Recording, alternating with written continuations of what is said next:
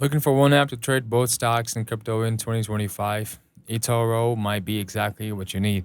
It's super beginner friendly. Sign up, verify your ID, and you're in. You can buy stocks like Apple or Tesla, trade crypto like Bitcoin and Ethereum, or even copy investors with their popular copy trading feature. What makes eToro different in 2025 is how social it feels. It can follow other traders, check their strategies, and even mirror their moves in real time. It's like combining investing with a social network. And it actually works. They've also added more crypto options in this year, along with zero commission stock trading and a clean redesigned dashboard that makes portfolio tracking smooth and intuitive.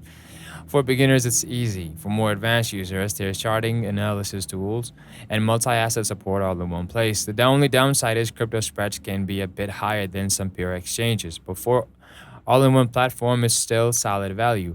If you want to trade stocks and crypto with a social twist, eToro in 2025 is worth checking out.